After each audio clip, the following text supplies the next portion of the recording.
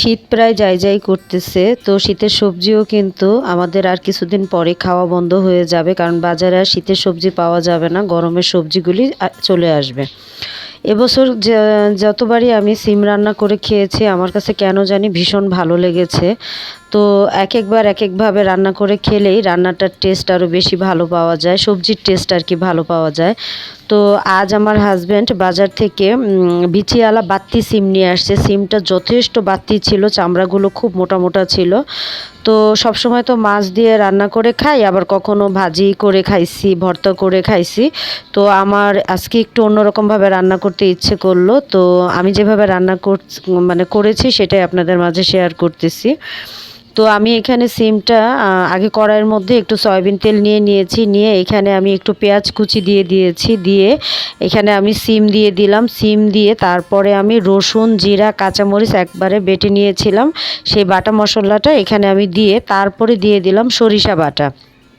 তারপরে পরিমাণ মতো হলুদের গুঁড়া, মরিচের গুঁড়া এবং স্বাদ মতো লবণ দিয়ে হাতে খুব সুন্দরভাবে মেখে নিলাম। বেশ সময় নিয়ে এটা আমি মেখেছি। মেখে এখন আমি একটা গা মাখা একটা পানি দিয়ে দিলাম, যাতে সিমটা যেন খুব ভালোভাবে সেদ্ধ হয়ে যায়, ওই পরিমাণ পানি দিয়েছি। দেখতেই পাচ্ছেন কতটুকু পানি আমি দিয়েছি। তো আমি আজকে এটাকে সিম পাতুরিও বলা যায়, যেহেতু সরিষা বাটা দিয়ে রান্না করতেছি, বা সরিষা সিমও বলা যায়। তো আমার আজকে একটু বাত্তি সিম, বিচিওয়ালা সিমটা এইভাবে রান্না করে খেতে ইচ্ছে করলো, তো আমি তাই এইভাবে রান্না করলাম। মাছ ছাড়া শুধুই সিমটা সরিষা বাটা দিয়ে রান্না করলাম। তো আপনারা এইভাবে একবার সিমটা বাজারে শেষ হয়ে যাওয়ার আগে রান্না করে খেয়ে দেখবেন, আশা করি ভালো লাগবে। আমার কাছে কিন্তু ভীষণ ভালো লেগেছিল। এই তো ঝোলের পানিতে বলক চলে আসছে। এটা আমি আর এটা রান্না করতে খুব বেশি একটা সময় লাগে না, খুব অল্প সময়ে রান্না হয়ে যায়।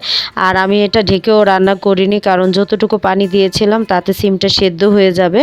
তো সেদ্ধ হয়ে গেছে, এখন আমি একদম এটা গা মাখা শুকনো শুকনো করে আমি এটা নামিয়ে নিব। তো নামানোর আগে ধনিয়া পাতা দিয়ে দিয়েছি, কারণ এখন তো ধনিয়া পাতার সিজন, ধনিয়া পাতা ছাড়া মনে হয় কোনো রান্নাই সম্পূর্ণ হয় না। তো ধনিয়া পাতা দিয়ে এই যে এটা আমি নেড়েচেড়ে রান্না করে নেব। জোড়াতালি রান্নাঘর মানেই খুব সাধারণ এবং সিম্পল রান্না, এখানে খুব সাধারণ রান্না করা হয়। আমি যেহেতু একটা নিম্নবিত্ত ফ্যামিলি থেকে এই চ্যানেলটা চালাচ্ছি, তো আমি আশা করি আপনারাও যারা খুব সাধারণ এবং সিম্পল খাবার খেতে পছন্দ করেন তারা এই টাইপের রান্নাগুলি ফলো করে রান্না করতে পারেন। আশা করি আপনাদের ভালো লাগবে।